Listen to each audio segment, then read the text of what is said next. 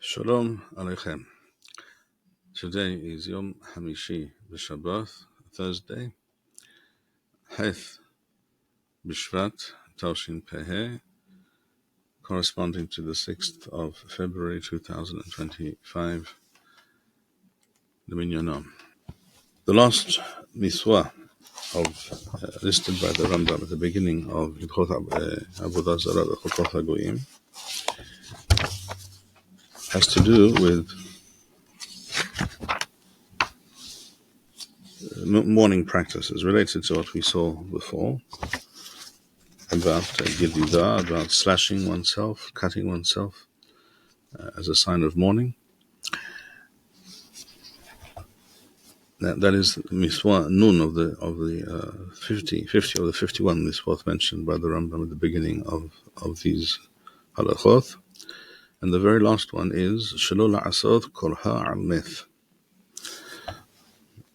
Another well-known practice associated with mourning was and is, again, in some cultures and places, these practices persist. So this has to do with tearing out one's hair or removing hair, shaving one's head or part of the head as a sign of mourning. So Rambam says here, and we have to bring up the Lashon of the Rambam here.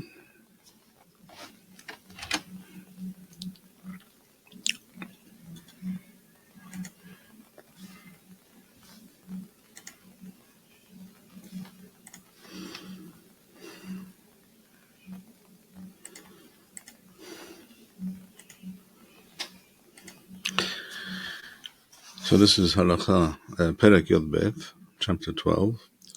Halakha Yod Tef, or Tetwell, depending on the edition.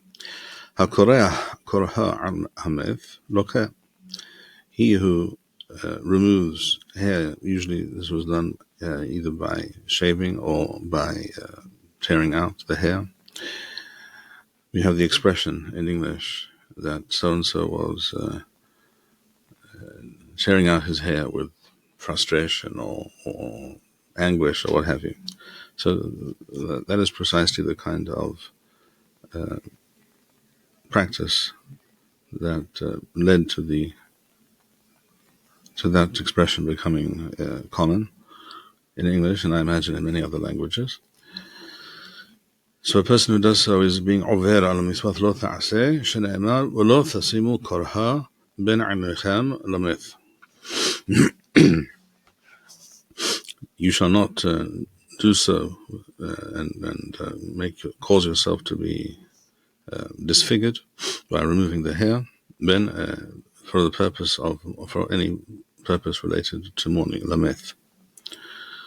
Ehad Yisrael v'ehad kohen shekarach al hameth eino lokeh ela hath. This applies to all Jews, not just to Kohanim.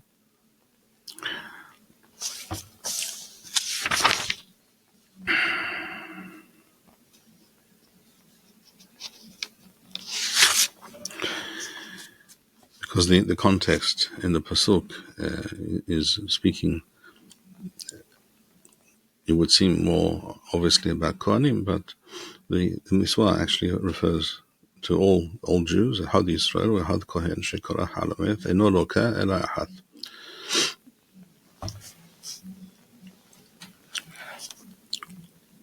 So, in other words, the fact that a person is a Kohen and also a Yisrael at the same time, obviously, does not mean that he's Hayav twice for this action. Every Jew, as a Jew, is prohibited from doing so. The basic underlying rationale, the ta'am for the mitzvah that seems most obvious is similar to what we discussed, I think, on another occasion with regards to what we saw in earlier halachot, in halakha Yod Zayin Gedida Usrita Hati, right? We saw in halakha Tet Zayin Hasoret Sarita Hat Alameth Lokeh. All these actions disfigure the human body. And Jews are not supposed to be disfigured, as the Pasuk refers to the Jewish people. Anshe Kodesh Tiyuli, you are to be men or people of holiness, and we are supposed to be people who represent Hashem and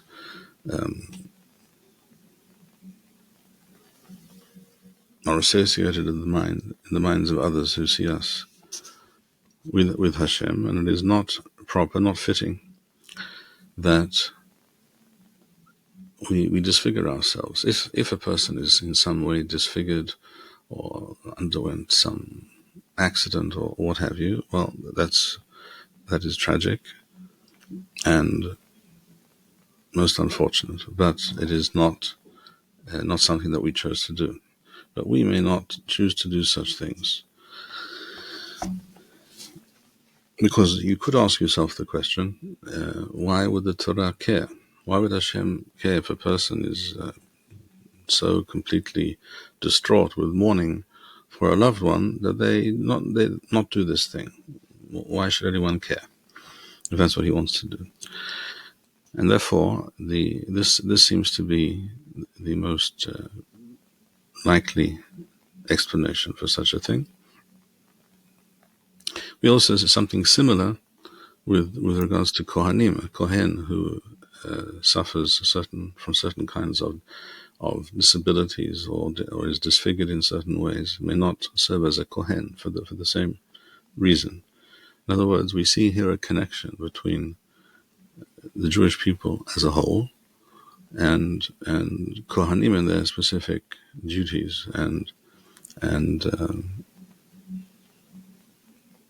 what is required of them and of their appearance, which has to be complete and wholesome in every way. And the same is true for Jews, but to a lesser extent, for every Jew. Yes.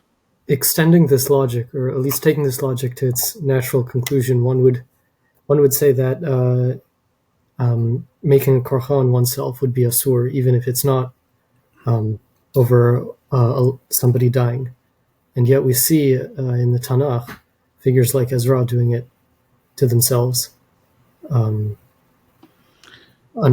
different circumstances, which seems to indicate it's okay, and that these halachot are specifically only to counteract Avoda Zarah. Well, you are correct, but it's also true and correct to point out that the Pasuk explicitly says lometh, right? Lo tasimu korha b'neinechem lometh. So we do not expand or redefine the mitzvah as it appears in the Torah without solid and overarching reason or need. So that remains the case, that it is limited to mourning related practices. We also, by the way, learn something else interesting and important from this pasuk and from this halakha, and that is the pasuk states, "V'lo tasimu korha ben einechem lometh." Ben einechem, literally, you might translate as between one's eyes, but people do not grow large amounts of hair between their eyes. Even people with extremely bushy eyebrows, what could not really be described as having significant hair that can be removed from between the eyes. So we see clearly that Ben Einechem refers to the hair at the front of the head, above the eyes, in the middle of the head, exactly as it does with regards to tefillim, right? The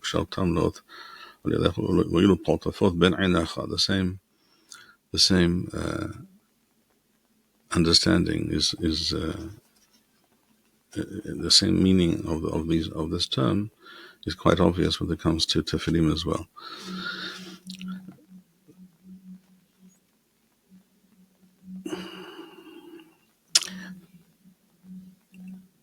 Rambam continues, he who does this in 4 or 5 different places, al metehad, because of the same individual, loker kiminyan hakorhoth.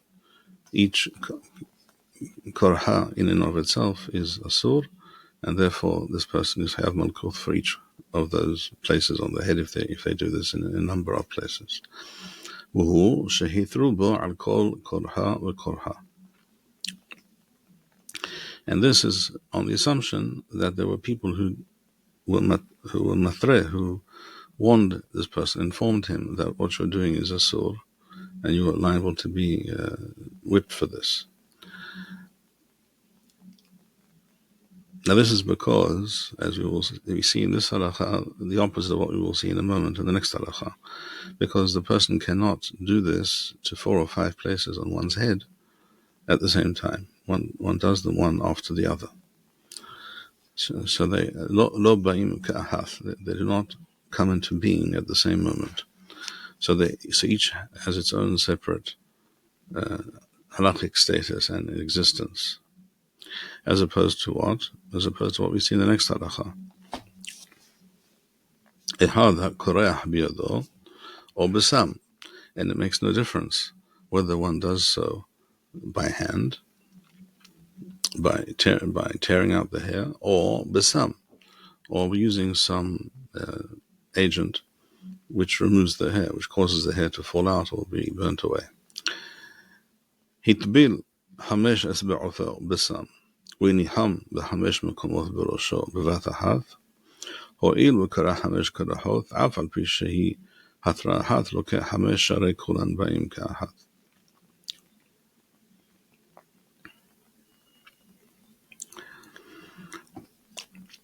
If a person took his hand and dipped it into such a substance which causes the hair to be removed and to disappear, and then placed it on his hand on his head in these 5 different places, seeing that in practice he caused 5 separate karahoth, bald patches, even though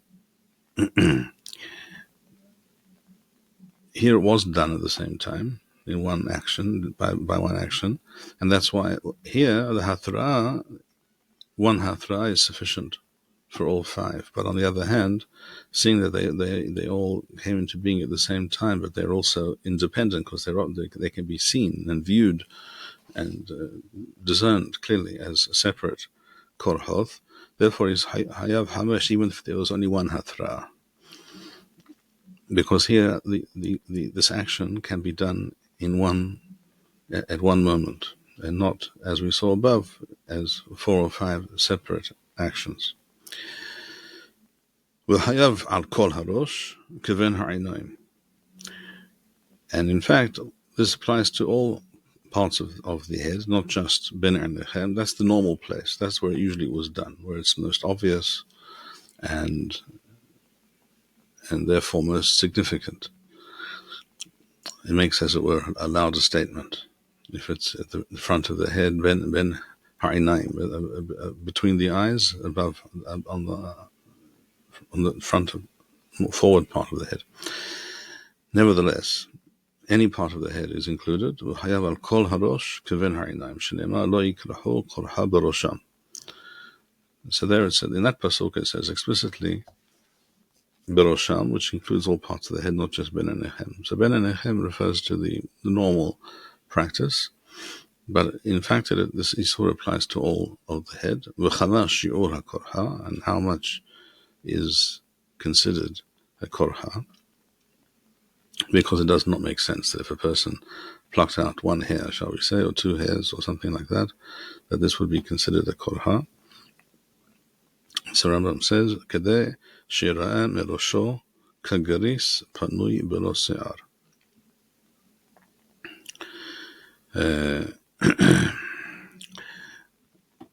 A gris is a very small area,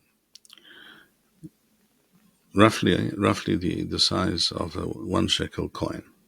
If a person is familiar with an Israeli 1 shekel coin, which I think might be similar to a 5-cent piece in America, shall we say, or in other countries, a small coin, something rather small. A geris is literally a kind of dried bean or legume.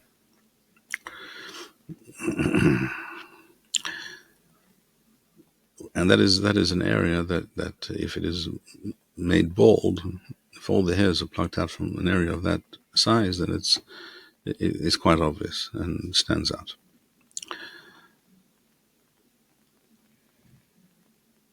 By the way, I will mention here also what Shadal writes with regards to the isur of eating shellfish, shall we say, eating certain kinds of food, which,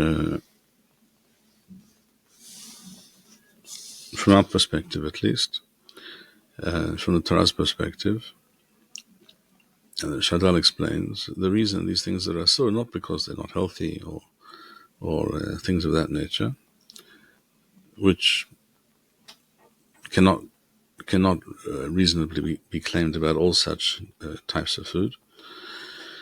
But rather, he says, precisely because Am Yisrael have to be Anshe Kodesh and people who are Am Yisrael is held to a high standard and have to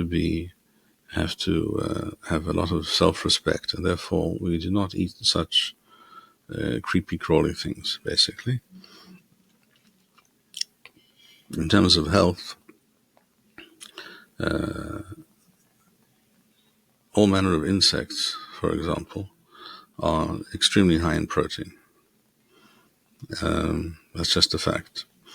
It's true that in many parts of the world, such things are eaten.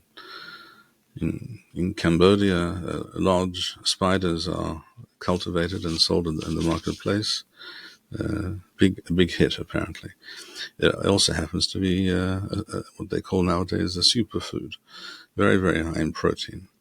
But from the way the Torah views reality and views Am Yisrael, it is not ra'ui, it is not worthy that the Jewish people bring themselves down to such a level.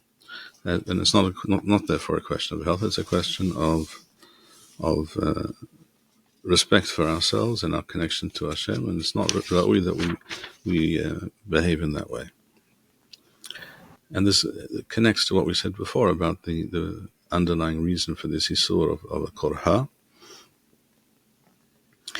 and such an appreciation of these matters should lead a Jew to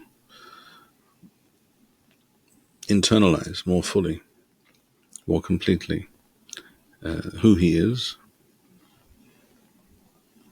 and what is expected of him, and what the nature of his connection to Hashem and to the Jewish people who are in a state of berith, of covenant with Hashem. All this should impact a person's self-image and also therefore inform his behavior, not just in these specific matters, but in general. So there is a powerful type of musar involved here as well, a musar kind message, shall we say, an ethical and general spiritual message, which is you are being held to a very high standard because you are worthy of being held to a high standard, and you have a purpose, and you have a direction in your life, and you what you do and do not do, what you make a point of doing and what you make a point of refraining from doing, are significant. It's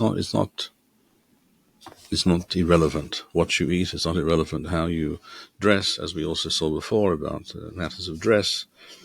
It's not worthy, it's not ra'ui for multiple reasons for a man to dress up like a woman or vice versa. All these things are the first thing with what we discussed last time with regards to dress, for example, has also to do with understanding and accepting that we do not define reality. Hashem defines reality. So a person cannot identify as who knows what. Reality is reality, and these realities are put in place, were put in place, are embedded in the reality of the created universe, or our world, shall we say, at least. And we're not supposed to challenge or even imagine that we can challenge or change such things. And any attempt to do so is detrimental in the extreme. These isurim here of sarita, gedida, and korha are also related in some way to those considerations, because Hashem is the one who decided that Am Yisrael is a special and unique group of people, who therefore, again, as I say, are held up to a higher standard. And that is an essential and fundamental concept which underpins all of the Torah. Some people may have problems with that, but the problem is entirely of their own making. So Hashem, just as Hashem decided there are males and there are females, just as Hashem decided that it's all right, it's not asur for a Gentile to slash oneself. It's not recommended, but it's not asur. If that's what a person wants to do, the Torah doesn't disallow it for a non-Jew. It's not one of the Sheva Mitzvot B'nai Noach, one of the 7 Noahide laws. For a Jew, it is asur because you're held to a higher standard, and your very existence is representative and informs all of the people around you, all of the society and community around you. It has an impact and a meaning and sends a message. So all this should and must influence a person's behavior for the better, obviously. Rabbi, Yes. how does the Shadal explain the fact that Hashem allowed us to eat certain types of hagavim? I don't recall that he relates to that specific point. It's a good question. You could perhaps imagine that it has to do with the fact that hagavim often appear, in other words, we're talking about certain kinds of locust, which usually appear in Eretz Yisrael and also other countries, but let's say for now in Eretz Yisrael, when certain climatic conditions pertain. And this can often lead, certainly in ancient times, it could lead to crops being destroyed, and therefore there was not much left to survive on. That might be part of the reason. There might be other reasons which we do not know, or I do not know, but that seems a reasonable assumption, because we know that sometimes when such things happen, they arrive in large numbers, huge swarms of them, and they can quite literally defoliate and remove everything in sight in no time at all. Do you believe that it's permissible for Jews nowadays to eat these chagavim? How could it be asur for a Jew to do that which the Torah explicitly says is mutar? If the question is, do we have a masoreth, do we know by a clear tradition what kind of locust is mutar, because there are different types, the answer is we do know. There were Eidoth in the world, there were communities, Jewish communities, in places like North Africa, in Teman, in Yemen, and perhaps one or two other places, but those are the main ones with which I am familiar. where this was a reality occasionally, and it was clearly known and understood. And the same applies to not just to halklavim, to kosher locusts, which if a person wants to eat them, v'day, he can. Maybe you don't want to, and that's also fine. Maybe you think it's disgusting, that's also okay. You don't have to eat it. Look, some people are disgusted, for whatever reason, by the idea of eating meat. Does that mean it's disgusting to eat meat? I don't think so. I think that people who feel that way have somehow become oversensitized to living in the real world, but that's another discussion. There's obviously no requirement to eat meat. Well, there is, except in certain situations, like a Korban Pesach or something like that, a Paschal lamb sacrifice, etc. There is a chova to eat a small amount, at least, of meat. But and for Kohanim, there are such requirements. But that's a separate discussion, which we've had before. That is entirely normal, and it has always been the case that human beings eat meat. This is true of essentially all civilizations and societies, with one or two rare partial exceptions, which reasons are also rooted in unhealthy ideologies, namely Avoda Zarah, all various forms of idolatry. But if a person says, I find eating meat disgusting, okay, don't eat meat. And hopefully you will not suffer from a nutritional perspective for adopting that position. But there are also such issues when it comes to refraining from eating meat. There is protein is very important, and various types of meat contain various trace elements and minerals and what have you. So clearly we are allowed to eat meat. If a person says, I don't want to, all right, do not. Some of those people will say that eating an egg is okay, that doesn't bother them, but eating meat, it does bother them. All right, so eat an egg. And other people will tell you, again, I think it's unreasonable, that eating an egg is also wrong, or somehow, or disgusting, or something, I don't know. So they won't eat an egg. All right, well, go ahead and do as you see fit. And I hope you don't suffer for it in terms of your health. Rabbi, similarly to the locust question, many have raised the point that, or many have the opinion that birds cannot be eaten without the proper masoreth.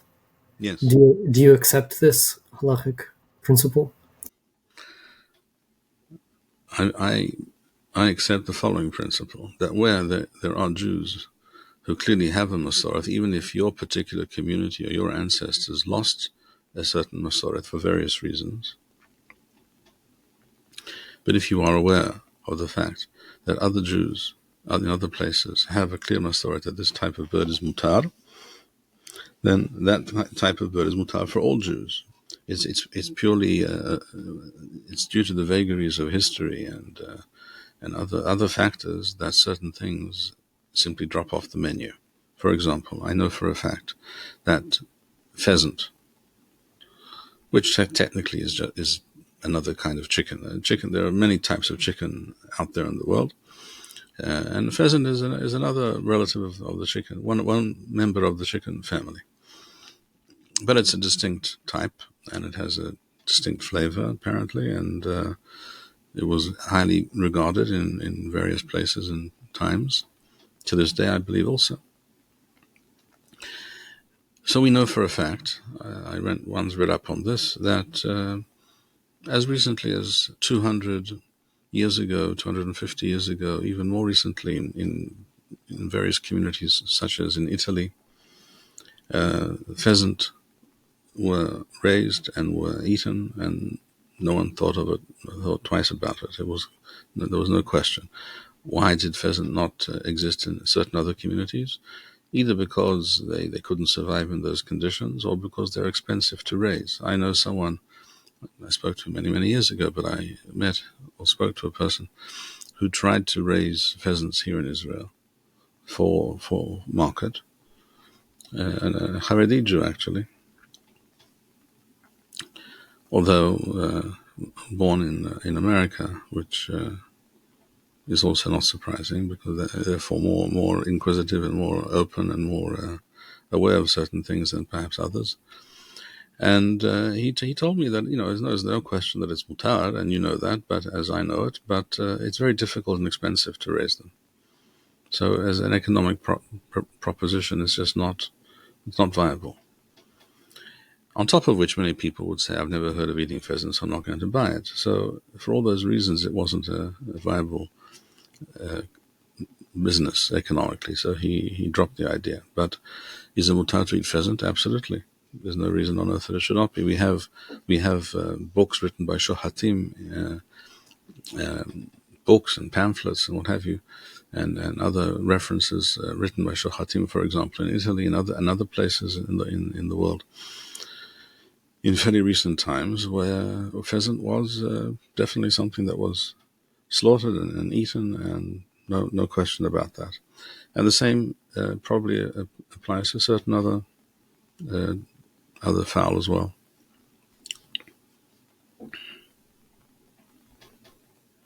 In Europe, for example, Central Europe certainly, duck and geese were fairly easy to raise and economically profitable, and there was no reason, impediment to raising them. So they were raised in quite large numbers, and they're quite they were very popular. They were definitely on the menu, as we see in Zemiroth Shel Shabbat, Barburim Salo Wadarim. We're talking about Barburim, swans, and Salo, which is another type of bird, which we have here in Eretz Yisrael, which I've seen here. But again, you either have to catch them, or you have to raise them. And again, raising them is not economically viable, really, and catching them is involved if you're not very good at it, I suppose. So, what are they called in English? Salo?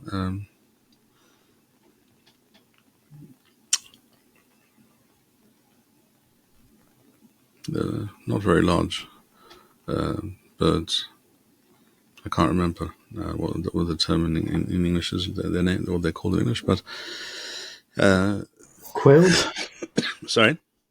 Quails? Yes, quails. There are also different types of quails, but yeah, it's a type of quail. Yeah. Okay. So here in Eretz Yisrael, you can see flocks of quail flying about in different parts of the country. And the same, by the way, is true of much more common birds like pigeon. Pigeons are relatively easy to catch and to raise and bring to market, and you can find to this day in Shuk Mahane Yehuda, you can find not large quantities, but there are some people selling pigeon meat here and there. More often, people who know how to do shahita and do it themselves, etc. It's very tasty. The fact that most people don't eat it doesn't mean it's not kasher. It just means that they don't find it on the shelf in the supermarket. So, and that goes on for a couple of generations. People just assume that it's a sort to eat pigeon, but that's not the case. It's just it's the result of economics, history, sociology, all sorts of factors. The question that I was driving at was that, if I'm not mistaken, not all Rishonim accept that having a positive Masoret for eating a certain bird is required to determine if the bird is. That is true. That is true. It's not universally accepted, but it's certainly the case that if the simanim, if the various indications mentioned in the Torah exist, and there is a Masoret, at least in some part of the Jewish world, then I see no reason at all, according to any opinion, not to declare that this bird, this fowl, or this animal is kasher. And it's not just birds; it's also birds. It's more of a discussion, because the Torah lists explicitly those kinds of birds that we may not eat. But it also gives certain indications. So those simanim plus the masoreth, a real masoreth which exists somewhere in the Jewish world, is definitely beseder, is okay. If a person says, I have a masoreth, to the opposite effect, that this kind of bird is definitely taref, is not kasher, is tahor, tameh I should say, rather than not tahor, then that's a more complicated question. The Rosh writes this in a teshuvah when he was already in Spain about certain birds that he says in our masoreth was clearly not that we don't have a masoreth, that this kind of bird is definitely not to be eaten. All right, so that's a different question. There's a reason perhaps for such a person who comes from that tradition to say, I know that this is not possible. That's what I was taught.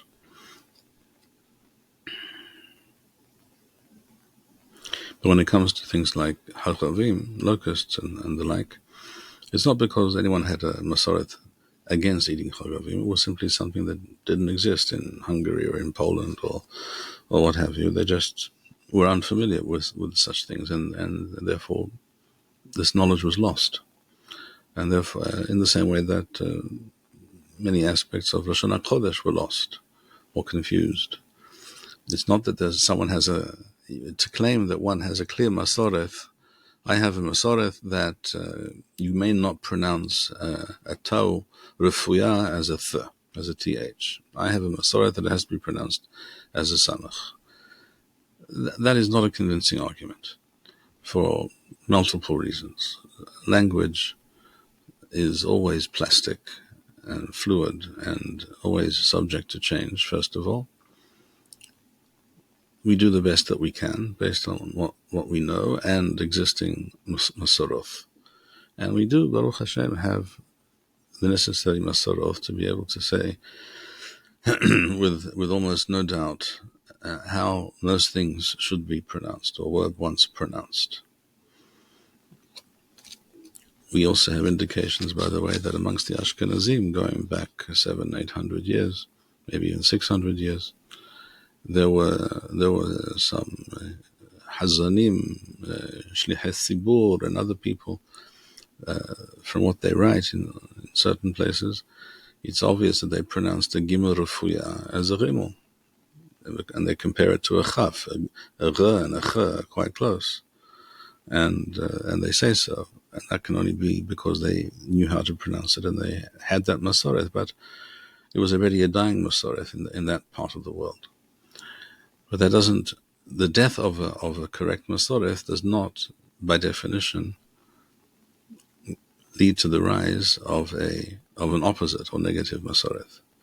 That's just a lack of knowledge, and on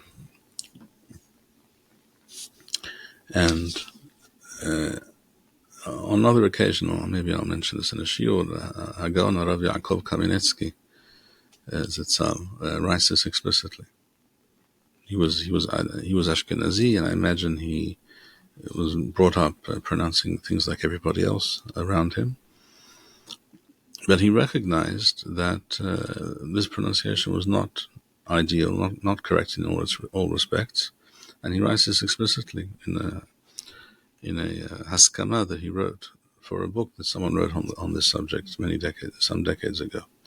I'll mention that another occasion, perhaps. Rav Yaakov Kamenetsky Zitzal was very often, in my humble opinion, on target.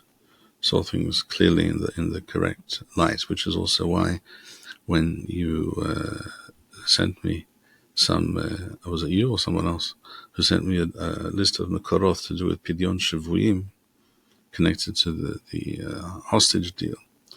There was a quote there from Yaakov Kamenetsky who related to this, to the idea of doing such a thing vis-a-vis people or in connection with people with whom you are at war. It's clear that that's not the right thing to do, but to some people it's not clear. So some people just see things more, seem to have a more accurate and more obvious internal compass, and they grasp things more correctly. So, now let us continue. HaKoreah Rosho, או השורט בבשרו על ביתו שנפל, ועל ספינתו שטבעה בים. So if some other kind of calamity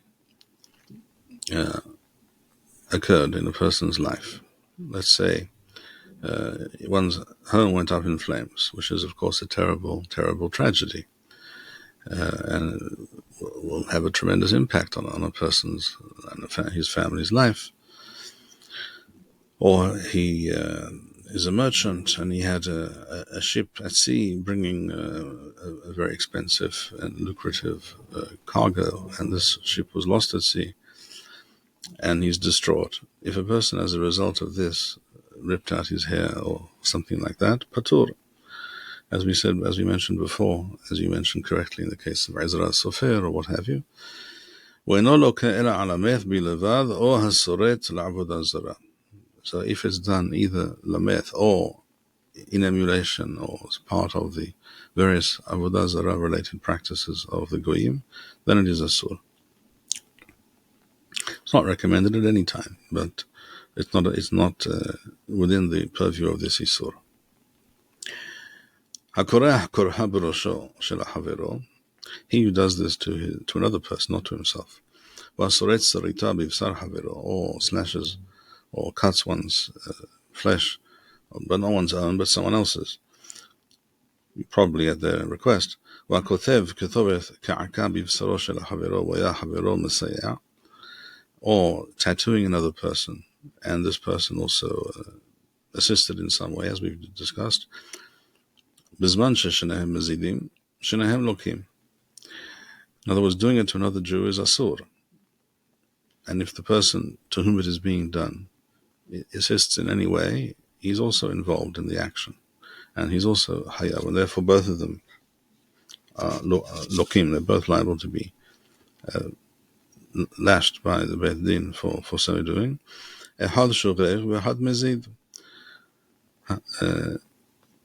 Now, if one of them involved in this action was unaware that it's asur, and the Jew, the other person doing it, shall we say, the person who was making the tattoo on another person, another Jew, he was aware that it's asur to do so. But the person to whom it is being done is unaware. He never heard about this isur of getting a tattoo. Ehad shover v'ehad mezid, hamezid mishenehem lokeh, v'ashover patur, as with other things. It doesn't mean it's mutar, but it means that he's patur from malkuyoth. Rabbi, Yes. before we conclude Hilchot Avoda Zarah, Yes. a few weeks ago we discussed Doresh al Nithim, and I wanted to ask, what do you think of praying at graves, as many people seem to do nowadays, especially in light of the fact that it seems like Kalev did something along those lines. So clearly it becomes problematic just by looking at how people behave nowadays with regard to the practice. But there seems to be some room to say it's permissible to an extent. With regards to Kalev, you refer to the Agada mentioned in the Talmud Bavli to that effect, which only appears there, it should be pointed out, to the best of my knowledge. But that does prove that such an idea was out there, existed in at least parts of the Jewish world. In general, the first thing to note is that it's very obvious and very clear that in Bavel, in ancient times, as opposed to Eretz Yisrael, graves were not out of bounds. In other words, there is no, the concepts of Tumah and Tahara could not be observed in Chutz La'aretz, as we know. So there's obviously less reason not to go to a grave. In Eretz Yisrael, if a person is trying to maintain a level of tahara and kedusha, the last place you wish to go is a grave. And that is why you will find that there is almost no mention of such practices in the Yerushalmi or in other Eretz Yisrael sources, whereas in the Bavli it's much more common. So I would first of all point out that it is a Galut related practice, because it's clear that in Eretz Yisrael people do not get themselves into a situation where they could become Tmei Emet lightly. Whether you're eating teruma as a kohen, or whether you're eating maaser sheni in Yerushalayim, or whether you're just eating hulin b'tahara, which were common practices involving significant percentages of the population, to get yourself into a situation of tumat meth means that now you will not be able to do these things. You will have to undergo a talich of tahara, which is not always readily available. It's impossible to imagine that such things were done lightly, even if they were done at all. So yes, I do see this as being a Galuth-related practice, a practice that grew up more and became more popular and more acceptable in a time and place where Tumah and Tahara were not operative. And that's not the ideal situation, clearly. And this, you would think people would take note of.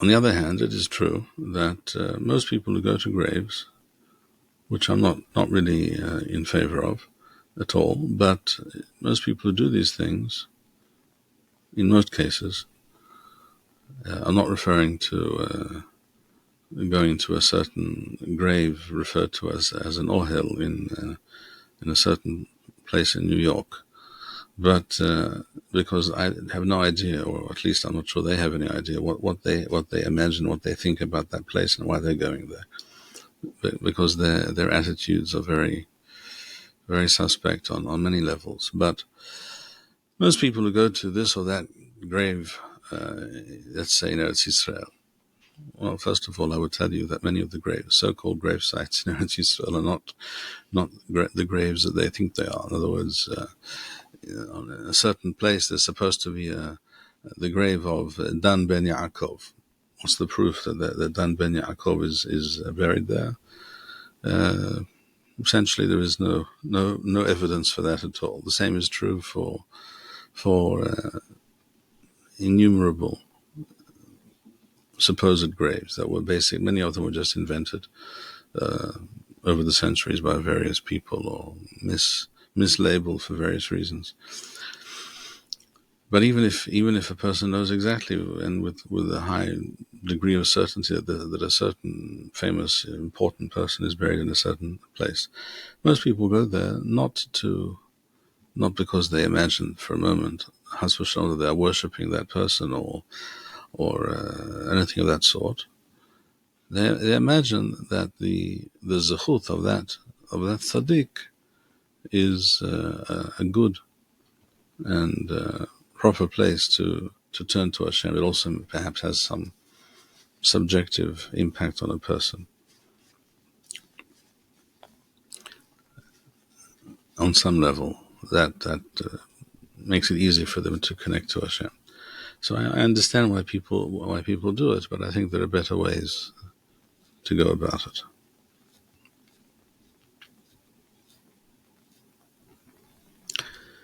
All right, Beseder, we have completed Hilchot Avoda Zarah Hilchot HaGoyim, and I think we'll stop here therefore for today. Hayu beruchim, hizku u'yamas levavchem, kol hameyahalim l'Adonai. Shalom, v'nisachon al kol oyevenu mibayit u'mihutz. Peace and victory over all our enemies, foreign and domestic. May Hashem grant us all Yeshuot v'nehamoth. Shalom, shalom.